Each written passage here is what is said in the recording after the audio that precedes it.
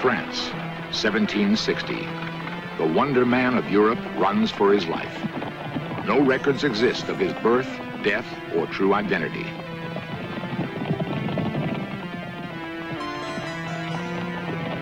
He was considered a genius in art, music, politics, and alchemy. Although he looked 40, many believed he was at least 150 years old. He called himself the Count of Saint Germain. Others called him the man who would not die.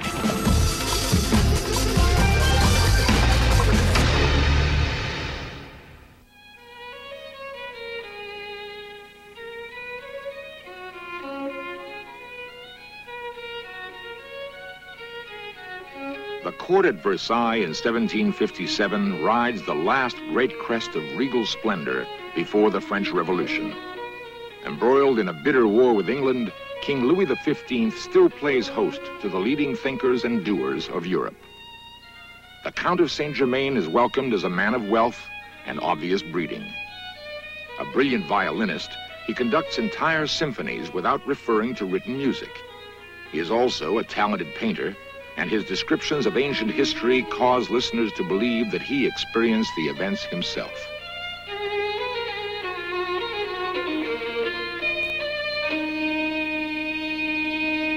In recreations based on actual memoirs, Saint Germain fascinates the elite of France, including Voltaire, Madame Pompadour, and especially King Louis. I liked and admired the man. In his way, he was brilliant, a scientist and a historian. He amused and astounded me. Why, once he removed a large flaw from this very beautiful diamond and tripled its worth.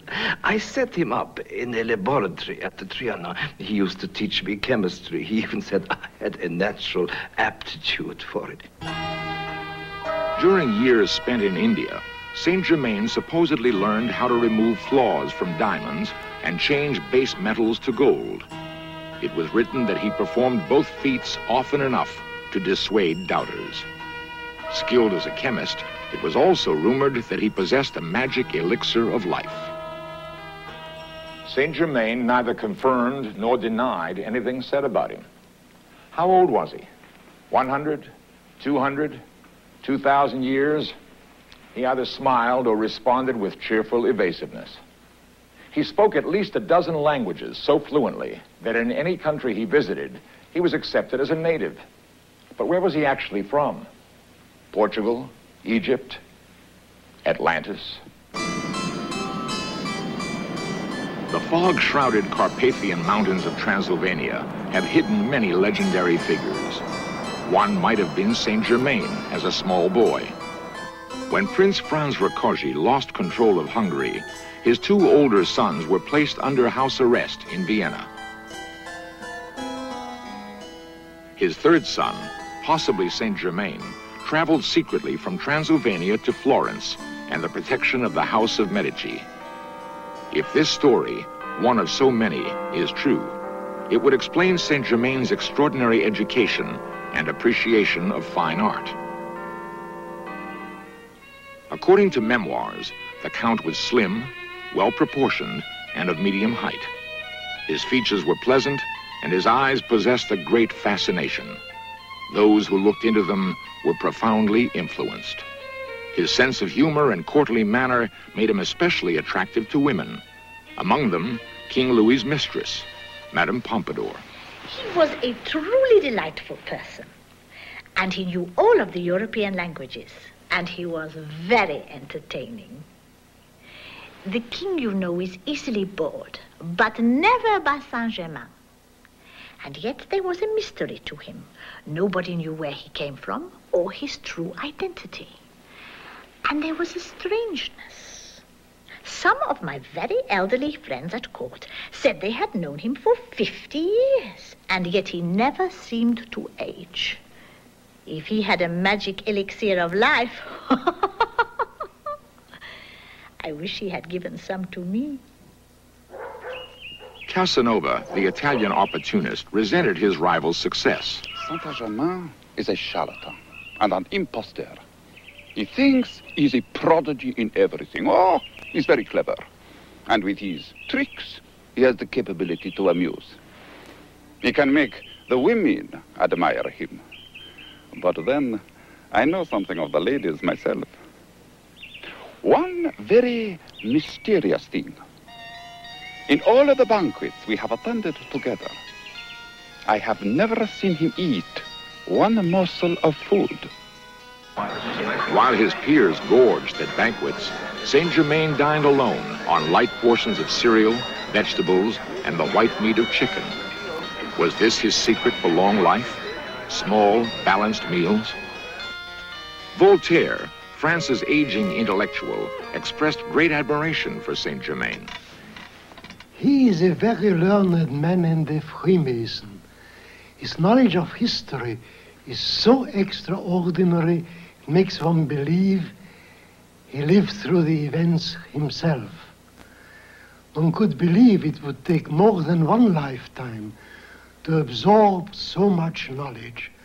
Thus, the man must be immortal. He was so knowledgeable in politics and history that I used to send him on secret missions to make peace with England, but that was my mistake. I went over the head of my foreign minister, who naturally was furious. Of course, I had to pretend that I knew nothing of the affair. Choiseul was going to arrest him, but he escaped and disappeared. Envious of Saint-Germain's influence on the king, Choiseul, Louis's foreign minister, ordered him arrested and shot as an English spy.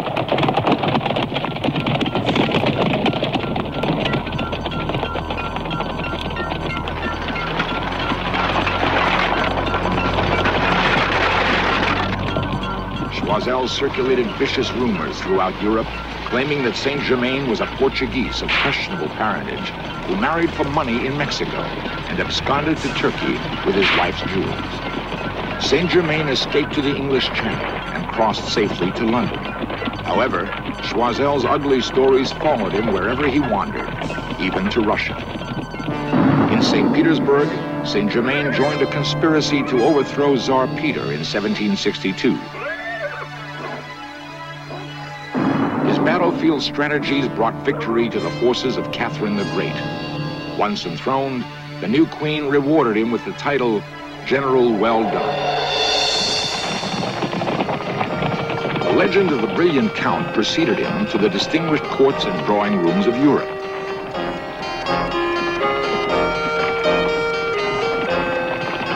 Wherever he traveled, Saint-Germain was welcomed as a scholar, a scientist, and raconteur.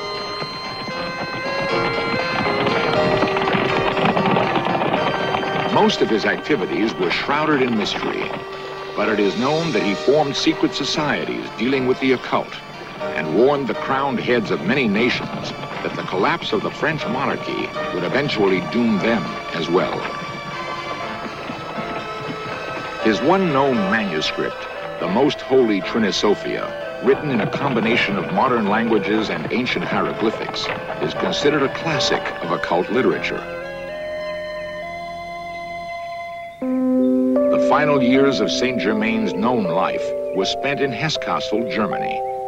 He divided his time between experiments in alchemy and meetings of his secret societies. Few people knew Saint-Germain as well as Prince Charles, his last known confidant and benefactor. In 1784, word spread across Europe that Saint-Germain lay mortally ill in the castle of Prince Charles.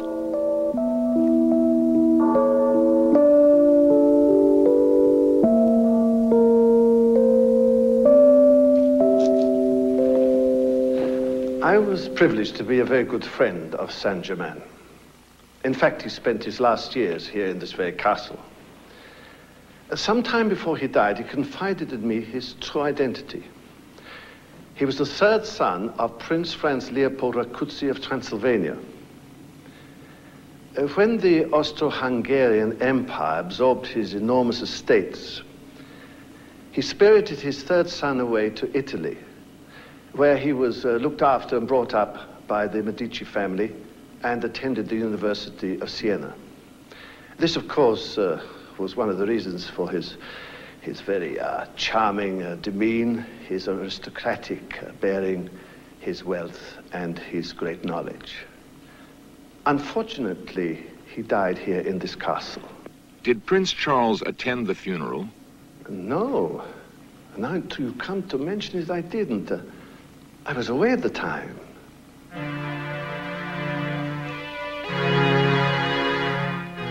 There are no records of Saint Germain's burial.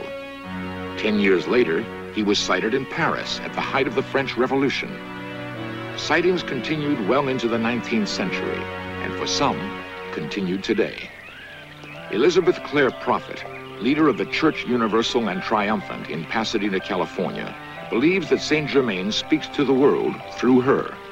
Who was Saint Germain is really a very important question for America and for freedom-loving peoples in every nation today. Saint Germain has embodied again and again over many centuries, as we all have. Our souls continue to evolve and to experience on earth until we perfect our own individual calling. Back in the days of Atlantis, Saint Germain figures as a priest after the order of Melchizedek. He was tending the flame of freedom in an ancient temple. Word came to him from his teacher that the continent would sink, and he was told to travel from the continent by ship to go to Europe in what is now the area of Transylvania, in the Transylvanian foothills, to plant the flame of freedom. Transylvania was in Hungary and is now in Romania. Saint Germain did this, and the placing of that flame of freedom there was the beginning of the House of Rákóczi, the royal house of Hungary. According to Mrs. Prophet, this is just the beginning of a series of fantastic lives.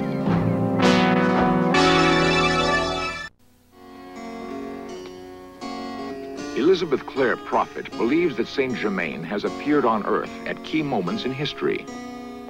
After the ascension of Jesus Christ, Joseph of Arimathea traveled by ship to the British Isles with the cup used at the Last Supper. That cup became the spiritual force field for the Knights of the Round Table, the coming of Arthur. In that episode, Saint Germain incarnated as Merlin the magician. Again, the alchemist, again, the great prophet and seer, the spiritual power behind the throne. He gives the vision to Camelot. And so that focus in England begins the opportunity for Saint Germain to bring the teachings of Christ to the New World. And so he incarnates as none other than Christopher Columbus. The master Saint Germain arrived at the New World at San Salvador, very near the ancient retreat of Atlantis, which had sunk when Atlantis went down 12,000 years earlier. Saint Germain then ascended, and he went forth as the immortal, very closely connected with the courts of Europe. A book has been written about him based on the diaries of Madame d'Adhémar. And this book contains the record of the Wonder Man of Europe as he appeared and disappeared throughout the courts of Europe over a period continuously over 200 years. He astonished those around him. He appeared youthful. He wore diamonds on every finger. He precipitated jewels. But his main mission was to warn the heads of state of the coming cataclysm that ensued in the French Revolution. All that he predicted came to pass. Still having the desire to form a United States of Europe, he contacted Napoleon to form that unity. But the power transferred to Napoleon, Napoleon misused. He went power mad, and instead, he met his Waterloo. Dr. Peter Ryle, professor of European history at UCLA, holds a different viewpoint. I think Saint-Germain was a typical adventurer of the 18th century. He was a man similar to Casanova, similar to Cagliostro, similar to a whole slew of men who populated the last half of the 18th century, plying the trade of mystical religion, pseudoscience in an attempt to milk as much money as they could from the rich, the wealthy, and the gullible. Dr. Manuel Oderberg of the Theosophical Society. I feel personally that Saint-Germain was one of a number of highly trained people who seemed to come before mankind or in different countries from time to time to restate certain ethical principles. He had universal ideas about humanity per se rather than any one particular country. And secondly, that he himself in his own personal life was pitched to what I might call unselfishness. People like Saint-Germain and Cagliostro could come in and partly use the scientific ideas that were floating about and partly accept them, because they were not totally phonies. I'm not trying to say that. What they really were people who read a little of this and a little of that, took the latest scientific statements, and also made a great deal of money out of it, or at least as much money as they could. At that time, then, he turned his attention to the United States, where he had already been working behind the scenes with George Washington, Thomas Jefferson, Benjamin Franklin, in actually preparing the Constitution of the United States and inspiring that declaration, as well as the revolution, the freedom of those independent colonies. Just at the moment of indecision, at precisely 5 o'clock, July 4th, 1776, Saint-Germain appeared on the balcony. The doors remained locked, but he appeared. He gave an impassioned speech to the delegates, and he told them to sign that document. And the energy that he released was so intense that immediately they coalesced, and they all signed the document, beginning with John Hancock. As to the length of Saint-Germain's life, once again, the experts disagree. Saint-Germain's supposed longevity is again a traditional ploy used by people who claim to be magicians or alchemists to prove that they have discovered the magic elixir of life. The fact of not eating in public, I think, is a very, very, very intelligent ploy of showing that somehow you ingest different types of foods as normal human beings do. There was a rumor that he had died in 1784, but there are memoirs by the Comtesse d'Andémar, the French lady-in-waiting to Marie Antoinette, indicating that he was seen after 1784, and in fact for some years afterwards. So what I really meant was that it wasn't a fact that he had died in 1784. Saint Germain, Saint Germain, Saint Germain. All hail the Knight Commander, all hail Saint Germain. Saint Germain, Saint Germain. During Saturday evening church services in Pasadena, Elizabeth Clare Prophet claims that Saint Germain speaks to his followers through her. All hail Saint Germain. I am the keeper of the flame of freedom for every nation. Saint Germain, you have called me, and Uncle Sam. I am he, and I am here. I am in the flame of the holy science and of that religion which is yours to claim. Yes, I come, a believer and a teacher of the law of reincarnation. The law of the coming again and again of the soul is your cosmic justice. It is that cause of freedom whereby you understand that the goal and the calling of America and every true free nation is to lead mankind into that way of higher consciousness. This is my mantra, which I give to you. I am a being of violet fire. I am the purity God desired. Hail Saint Germain! Hail Saint Germain! Hail Saint Germain! Hail Saint Germain! Hail Saint Germain! Hail Saint Germain! Hail Saint Germain! Hail Saint Germain! Hail Evidence recently discovered in the library of the British Museum indicates that Saint Germain might well have been the lost third son of Prince Rákóczi, born in Transylvania in 1694. If he died in Germany in 1784, he lived 90 years. The average life expectancy in the 18th century was 35 years. 50 was a ripe old age. 90 was forever. We can account for those 90 years with a reasonable amount of confidence. Saint Germain's lives before and after that, however, are a matter of faith.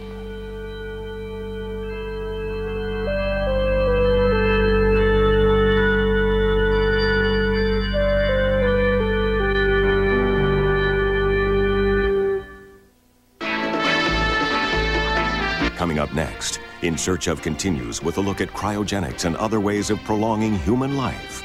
Then 20th Century with Mike Wallace reports on the tragedy of Columbine High School and other